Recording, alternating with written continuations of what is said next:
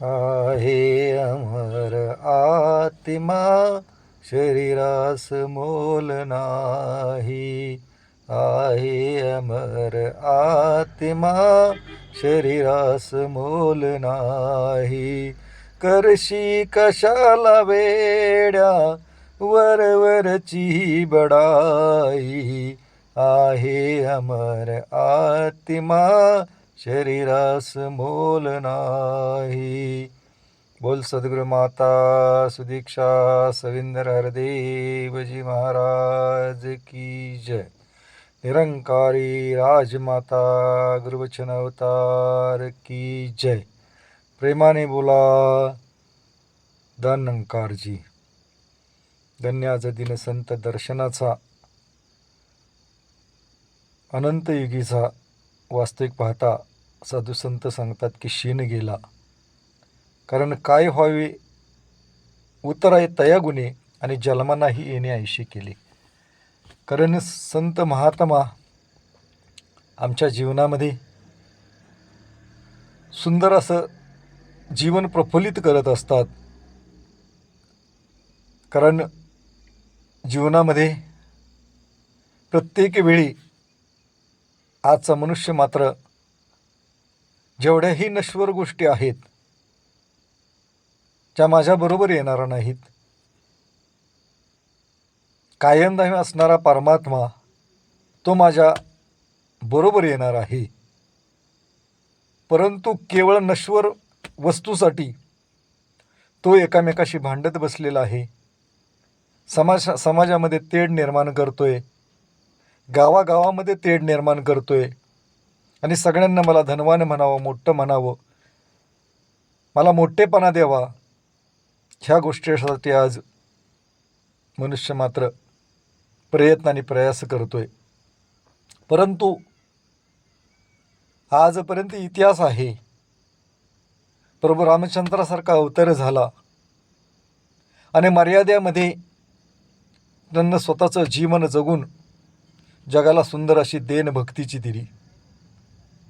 मग आज केवळ रावणाकडे किती मोठी संपत्ती होती, सोन्याची लंका होती, परंतु केवळ त्याच्याकडे कोणती गोष्ट कमी होती तर त्याच्याकडे तो मी पण होता, अहंकार होता.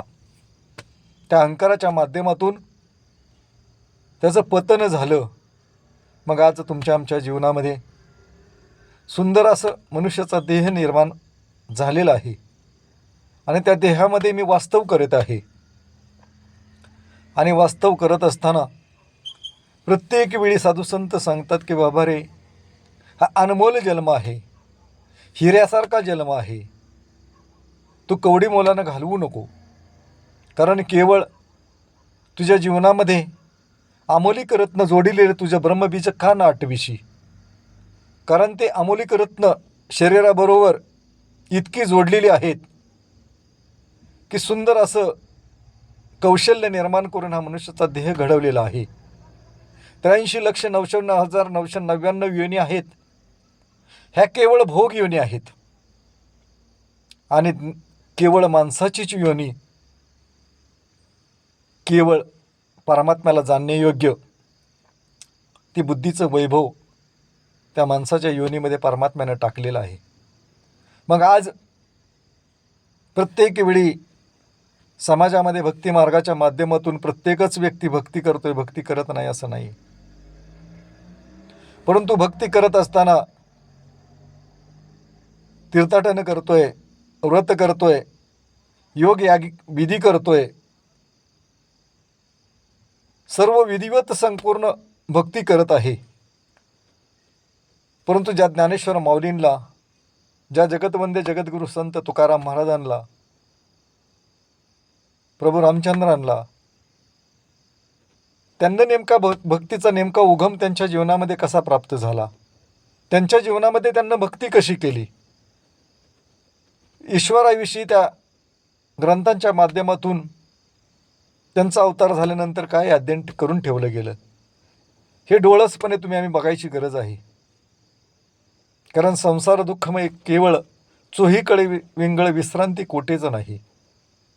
संसारामध्ये संसार करत असताना प्रत्येक वेळी ह्या मनाला दुःख आणि वेदना अनेक चढ उतार जीवनामध्ये येत असतात आणि त्या घटना घडत असतात. परंतु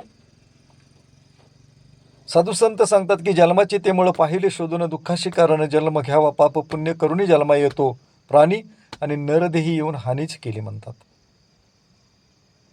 एवढा सगळा 83,999,999 भोगून हा जीवात्मा मनुष्याच्या जन्मामध्ये आलेला आहे.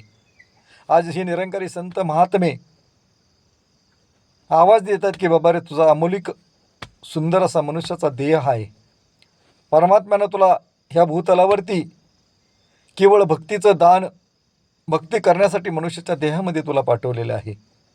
परंतु स्वतःचं भक्तीचं कर्म न करता केवळ प्रपंच करण्यामध्ये आज सकाळी उठल्यापासून संध्याकाळी झोपेपर्यंत तो पूर्ण ताकदीनं स्वतःचा प्रपंच करतोय. परंतु भक्तीच्या गोष्टी काढल्या, भक्तीविषयी जर चर्चा चालली तर प्रत्येक वेळी तो बगल देतोय आणि हे आपल्या कामाचं नाही आहे. म्हणून साधुसंत सांगतात की आयुष्य वचून कुटुंब पोशिल्याने काय हित केले सांग बाबा, फुकाची चाकर झालाशी काबाडी आणि नाही घडी सुख भोगाया तुका म्हणे आयुष्य नाशिले आयुष्य आणि पापती संचिले पतनाशी.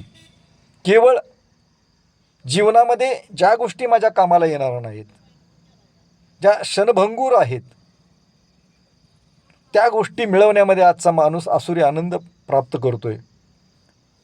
परंतु परमात्म्याच्या दर्शनाविषयी, परमात्म्याच्या भक्तीविषयी त्याच्या मनामध्ये अनासक्त आहे. केवळ त्याच्या मनामध्ये परमेश्वराविषयी भाव आहे. परंतु साधुसंतांना कोणत्या माध्यमातून भक्ती केली, त्यांच्या जीवनामध्ये परमात्मा ईश्वर कसा प्राप्त झाला आणि भक्तीचं सुख त्यांना कोणत्या प्रकारे भोगलं, ह्या गोष्टीकडे तो कानाडोळा करतोय. तो वाचण्याचा प्रयास करतोय, प्रवचन करण्याचा प्रयास करतोय, सुंदर सुंदर ग्रंथ वाचण्याचा प्रयास करतोय, कीर्तनात देखील श्रवण करतोय. परंतु केवळ नेमकं ग्रंथामध्ये अध्ययन काय केलंय? ज्ञानेश्वरीच्या पहिल्याच अध्यायात सांगितले की ओम नमो जय अध्याय वेद प्रतिपाद्या जय जय सविद्या आत्मरूपा देवा तूची सकळ गणेशू, की सर्वांना प्रकाश देणारा तूच गणेश आहेस आणि तो निर्गुण निराकार रूपानं समान संपूर्ण सृष्टीमध्ये भरलेला आहे. या ज्ञानेश्वरीच्या पहिल्याच अध्यायात ज्ञानेश्वर माऊलींनं वर्णन केलेलं आहे. म्हणून त्यांना देखील हरिपाठाच्या पहिल्या अभंगामध्ये देवाची याद्वारी उभा क्षणभरी तेने मुक्तिचारी येल्या हरिमुखे म्हणा हरिमुखे मनानं पुण्याची गणना कोण करी. म्हणूनच साधू संत सांगतात की कलियुगी उद्धार हरीच्या नामे. कलियुगामध्ये असं काही वारं चाललेलं आहे की आज माणसाजवळ एक क्षणभर सुद्धा थांबायला तयार नाही. पाठीमागचा काळ बघितला तर एखाद्याच्या घरामध्ये लग्न असेल तर 2-2 दिवस 3-3 दिवस पाहुणचार चालायचा, लोक यायची, देवाणघेवाण चालायची, विचारांची आदरपूस चालायची. पण आज लग्नाच्या अक्षता टाकल्यानंतर आजच्या मनुष्य मात्राला भोजन करण्यासाठी सुद्धा तो स्वतःचा वेळ तिथं देत नाही. घाई गडबडीनं घरी कर्म प्रपंचामध्ये पळत सुटलाय. मग आज हे साधू संत सांगतात की बेशक तू कर, परंतु ज्या गोष्टीसाठी नरजन्मामध्ये तुला पाठवलेलं आहे ते नरजन्माचं कर्तव्य काय आणि नेमकं परमात्म्यानं मनुष्याच्या देहामध्ये तुला कशासाठी पाठवलंय. कारण जोपर्यंत ह्या गोष्टीचं गूढ उकलणार नाही तोपर्यंत त्याच्या जीवनामध्ये जे सुख तो शोधतोय संसारामध्ये, ते सुख त्याच्या जीवनामध्ये प्राप्त होणार नाही. मग आज तुमच्या आमच्या जीवनामध्ये हे ब्रह्मज्ञानी संत महात्मे आले आणि प्रत्येक वेळी त्यांना तो आवाज दिला की बाबा रे जाणारे जाणा जाणूनी करा कल्याण, असे सांगती वेदपुराण. की त्या परमात्म्याला आमच्या जीवनामध्ये तुमच्या आमच्यासारखीच भक्ती करत होतो म्हणून सुद्धा सुंदर असा मनुष्याचा देह परमात्म्यानं घडवून तुम्हाला ह्या सृष्टीवरती पाठवलेलं आहे. म्हणजे गीतकार देखील सुंदर सांगतोय की देवी देवता होनी हा सुंदर मानव जन्म मिळाला, जरा जागो मनाला, जरा जागो मनाला, हरी भजन हे करण्यासाठी आलास नर जन्माला, जरा जागो मनाला. कितीतरी यातना तू भोगलास रे त्या यमाच्या, दुःखी कष्टी होऊन प्राण्या बळी पडलास त्या मायेच्या. परमात्म्याचा अंश असता विसरलास देवाला. जरा जागव मनाला, जरा जागव मनाला. सुंदर असं गीतकार म्हणतोय की देवी देवतांहून सुद्धा स्वर्गीचे ते देव इच्छिती सकळ, आणि मनुष्य जन्म तरी मिळावा एक वेळ. एक वेळ मनुष्याचा जन्म स्वर्गाची उपासना करून ज्या देवी देवता गेल्यात त्या उपासना करतात की मला एकदा फक्त ईश्वराचा एक माणसाचा जन्म प्राप्त व्हावा. कारण त्या माणसाच्या जन्मामध्येच ह्या परमात्म्याला आळवता येतं, परमात्म्याची भक्ती करता येते. मग आज तुमच्या आमच्या जीवनामध्ये साधू संतांना तोच संदेश दिलेला की बाबा रे, ह्या जगामध्ये परमात्मा आहे, तो निर्गुण निराकार रूपामध्ये संपूर्ण ह्या सृष्टीमध्ये भरून उरलेला आहे. 4 वेद 6 शास्त्र 18 पुराणं त्याचं गुणगान करता नेती नेती म्हणून गुडघे टेकले. इतका सुंदर विशाल परमात्मा आहे, तो बेअंत आहे. मग वास्तविक पाहता आम्ही त्याला सीमित कुठंतरी शोधतोय, आणि जोपर्यंत डोळसपणे जगामध्ये आम्ही शोध परमात्म्याविषयी निर्माण होणारा नाही, तोपर्यंत त्याच्या जीवनामध्ये भक्तीचं सुख प्राप्त होऊ शकत नाही. जगामध्ये भक्ती करत असताना मी कोण, मी आलोय कुठून, आणि शेवटी मला जायचंय कुठं. मग वास्तविकता ह्या 3 प्रश्नांची उत्तर जोपर्यंत त्याच्या जीवनामध्ये प्राप्त होत नाहीत, साधू संत सांगतात त्याच्या जीवनात भक्तीची सुरुवात देखील होत नाही. मग आज प्रत्येक वेळेस साधू संतांना ह्या भूतलावरती येऊन प्रत्येक वेळी ह्या समाजाला प्रत्येक वेळी सांगण्याचा प्रयास केला. म्हणून साधू संत देखील सांगतात की सद्गुरू वाचुनी सापडण्या सोया धरावे ते पाय आधी आधी. आपणासारखे करीती तात्काळ नाही केवळ काळ वेळ तया लागी. लोह परिसाची नसावी उपमान सद्गुरू महिमा आगातची. तुका म्हणे कैसे आंधळे हे जन आणि गेले विसरून खऱ्या देवा. मग वास्तविकता जगतवंदे जगद्गुरू तुकाराम महाराज सांगतात की बाबा रे, सद्गुरूशिवाय तुला सोय सापडू शकत नाहीये, आणि त्यासाठी तू आधी आधी पाय धर. आणि जोपर्यंत जसं लोखंड परिसराला लागल्यानंतर स्वतःला उचलून घेतं, तसं सद्गुरूची महिमा आहे ती सुद्धा कमी पडते. कारण आपणासारखे करीती तात्काळ नाही काळ वेळ तया लागी.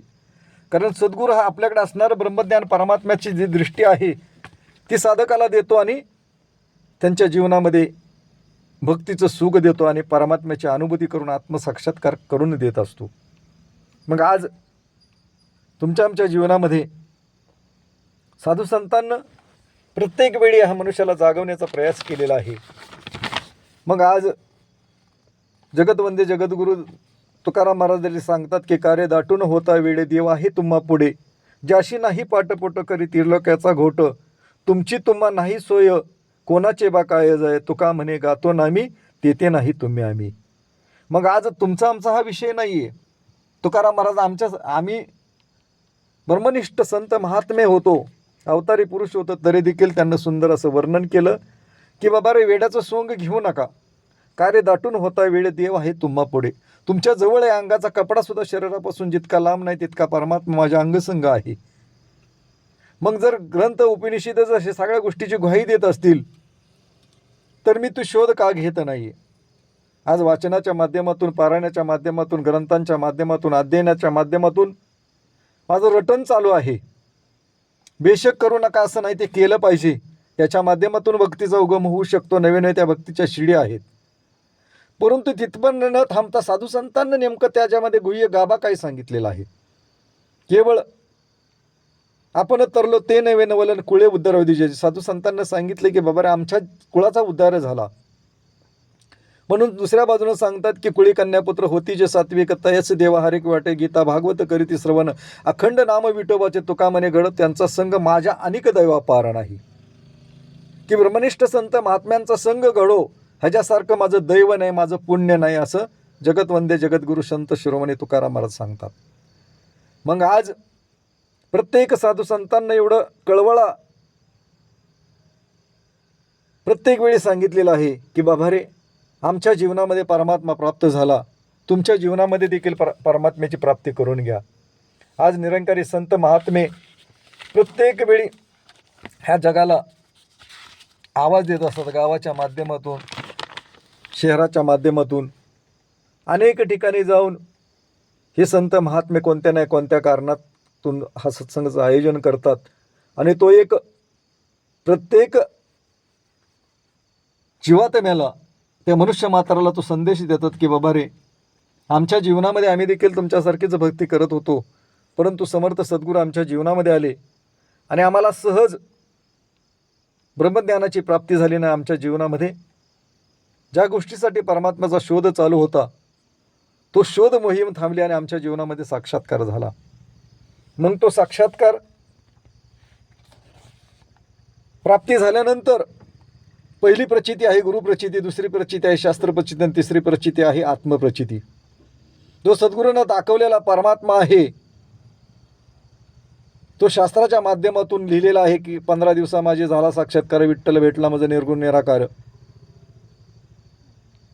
चंदन जेवी वरला तैसा अश्वत्थ जैसा फुलला तैसा म्या देखील निराकार ओ माय. ह्या साधू संतांना वर्णन केले की परमात्मा जगामध्ये आहे, तो निर्गुण निराकार आहे, हे शास्त्रामध्ये वर्णन केलेलं आहे. फक्त आम्हाला त्या गोष्टीची गरज आहे की त्या साधू संतांना शरण जाण्याची आवश्यकता आहे. म्हणून आजच्या समयाला सद्गुरू सुदीक्षा महाराज आलेल्या प्रत्येक भाविकाला श्रद्धेच्या बदल्यामध्ये त्या निर्गुण निराकार ईश्वराची प्राप्ती करून सुंदर असं भक्तीचं दान देत आहेत. मग तुम्ही आम्ही तो प्रयास केला पाहिजे. ते डोळसपणे हे निराकारी संत महात्मे नेमके कोणत्या गोष्टीचं वर्णन करतायत, कोणत्या देवाविषयी वर्णन करतायत, ह्या गोष्टीचा डोळसपणे जोपर्यंत विचार करणार नाही तोपर्यंत परमात्म्याविषयी, देवाविषयी भूक तुमच्या जीवनामध्ये लागत नाही.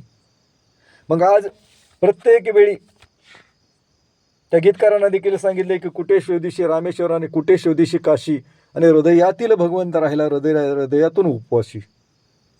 मग प्रत्येक वेळी साधू संत सांगत असतात की बाबा रे, तुझ्या प्रत्येक हृदयामध्ये दिहे तो आत्मा परदेही तो परात्मा, ही वस्तू जाण करीन मग खुशाल मन हरी हरी. की प्रत्येकाच्या देहामध्ये, मग वृक्ष असू द्या, पक्ष असू द्या, जलचर प्राणी असू द्या, त्या प्रत्येक ठिकाणी परमात्मा विराजमान आहे. आणि ज्यावेळेस ब्रह्मशिष्टी त्याच्या जीवनामध्ये प्राप्त होते, आत्मा अनुभव प्राप्त होतो, त्यावेळेस प्रत्येक ठिकाणी तो परमात्मा पाहत असतो. मग आज हे साधू संत वेळोवेळी त्या प्रत्येक वेळी ह्या समाजाला जागृत करण्याचा प्रयास करत असतात. म्हणून त्या देखील सांगतात की देव जवळी अंतरी भेट नाही जन्मभरी, मृग नाभीचा परिमळ परी हिंडे रानुमाळ, ऐशी भ्रांती जाईल केव्हा, गुरुकृपा होईल तेव्हा, आणि गुरुकृपा झाल्यावरी ब्रह्मशिष्टी दिशेसारी. सांगितलं की सद्गुरूची कृपा झाल्यानंतर संपूर्ण ब्रह्मशिष्टी होणार आहे. प्रत्येक ठिकाणी परमात्म्याचा स्वरूप दिसणार आहे.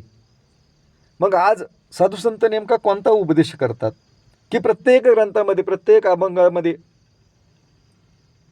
तुमच्या आमच्या कल्याणाविषयी, परमात्म्याच्या ओळखीविषयी प्रत्येक ठिकाणी ते वर्णन केलेलं आहे. म्हणून साधू संत सांगतात की बाबा रे, झाली गर्भाची रचना माहीत नव्हती दोघा जणा, तुझी आई होती तानी तेव्हा कोठे होता प्राणी, तुझा होता बाप बाळ तेव्हा कोठे कंटीला काळ, कोणी दिले हात पाय कोणा म्हणशी माय बाप. मग वास्तव काय इतकं सुंदर साधू संतांना वर्णन केले की बाबा रे, की माझ्या गर्भाची रचना, माझ्या जीवात्म्याची रचना आम्हाला काहीच माहीत नव्हतं, केवळ परमात्म्याची लीला आहे. आणि सुंदर म्हणून साधू संत सांगतात की ज्या परमात्म्यानं तुला सुंदर असं नरजन्म दिलेलं आहे, ते केवळ परमात्म्याची प्राप्ती करून घेण्यासाठी दिलेलं आहे. प्रत्येक वेळी जीवन जगत असताना प्रत्येकालाच वाटतं की माझ्या जीवनामध्ये सुख प्राप्त व्हावं. जन्माचे ते मूळ पाहिले शोधून, दुःखाचे कारण जन्म घ्यावानं, पाप पुण्य करून जन्मा येतो, प्राणी आणि नरदेही येऊन हानीच केली. केवळ परमात्म्याची प्राप्त करण्यासाठी हा नरजन्म आहे. परंतु आम्ही केवळ माईक गोष्टी एकत्र करण्यामध्ये स्वतःचा वेळ घालवतोय. म्हणून या संत महात्म्यांना ती दया आली, आणि दया आल्यामुळं त्यांना प्रत्येक समाजामध्ये कोणत्या ना कोणत्या रूपातून आज हा जगाला आवाज देण्याचा प्रयास करत असतात. मग साधू संत सांगतात की आता तरी पुढे हाची उपदेश नका करू नाशा आयुष्याचा, की बाबा रे, सगळ्यांच्या पायी माझी विनवणी आहे की हा उपदेश आहे की केवळ स्वतःचा समय व्यर्थ न घालवता तुमच्या जीवनाचं कल्याण करून घ्या. म्हणून अवतारवाणी देखील सांगतात, गेला समय नई हाती अनुताप होईल हंती, निरोप येता यमदूताचा नयन तुझे भरून येती. की ज्यावेळेस यम प्रत्यक्ष ती कहाणी तुझ्या जीवनामध्ये सुरू होईल त्यावेळेस तुला त्यावेळेस यम विचारेल की बाबा कोण तुला सांगायला आलं होतं की निर्गुण निराकारी ईश्वर आहे, देव आहे, त्याची प्राप्ती करून घे. त्यावेळेस तुम्हाला केवळ निरंकारी संत महात्म्याचे बोल आठवतील, निरंकारी सत्संग आठवेल, परंतु त्यावेळेस वेळ निघून गेलेली आहे. म्हणून संत महात्म्यांना दया आली म्हणून या सत्संगाच्या माध्यमातून प्रत्येक वेळी हे तेच कार्य करतात की जेवढेही अवतार कार्य आहे, जगतवंदे जगद्गुरु तुकाराम महाराज, ज्ञानेश्वर माऊली, जनाबाई, मीराबाई, प्रभू रामचंद्र, जेवढेही जगामधले धर्मग्रंथ आहेत, येशू ख्रिस्त घ्या, प्रत्येकानंच सांगितले की परमात्मा निर्गुण निराकार आहे आणि त्यावेळेस अवतार झाला, त्यावेळेस समाजाला ती देण दिली आणि त्या समाजाच्या भक्त मंडळींचा उद्धार केला. मग आज त्या गोष्टीची गरज आहे की खरंच त्या परमात्म्याविषयी मला भूक आहे का, मला परमात्म्याविषयी भेट घेण्याची ओढ आहे का. आणि जोपर्यंत ओढ लागणार नाही, जोपर्यंत भूक लागणार नाही, तोपर्यंत माझ्या जीवनामध्ये परमात्म्याची भेट होऊ शकत नाही. साधू संत सांगतात की बाबा रे, प्रत्येक वेळी संत हे दयाळू होत असतात. मग त्या संतांच्या माध्यमातून प्रत्येक वेळी ब्रह्मज्ञान प्राप्त करून आत्तापर्यंत भूतलावरती जेवढेही भक्त मंडळी झाली त्यांना स्वतःचा भवसागर पार करून घेतला. दास सद्गुरूने तीच अरदास करेल. सद्गुरू माऊली, सद्गुरू सुदीक्षा महाराज यांच्या चरणी दास अरदास करतोय की राहिलेल्या गावातील भाविक सज्जनांना, जगामधले जेवढेही ब्रह्मनिष्ठ जीवात्म्या आहेत त्या प्रत्येक जीवात्म्याला हे ब्रह्मज्ञान तुमचं प्राप्त करून ज्या गोष्टीसाठी मनुष्याच्या देहामध्ये त्यांना पाठवले ते त्यांचं कर्म त्यांच्याकडून करून घ्या. आणि जेवढेही ब्रह्मज्ञानापासून वंचित आहेत त्यांच्या जीवनामध्ये त्या ब्रह्मज्ञान देऊन आमच्या जीवनामध्ये जे सुख प्राप्त झालं, आमच्या जीवनामध्ये जी आनंदाचं स्वरूप प्राप्त झालं, त्यांच्या जीवनामध्ये देखील आनंदाचं स्वरूप प्राप्त होऊन त्यांचा इहलोक आणि परलोक सुखाचा व्हावा ही सद्गुरूचरणी प्रार्थना. प्रेमाने बोला. धन्यंकारजी.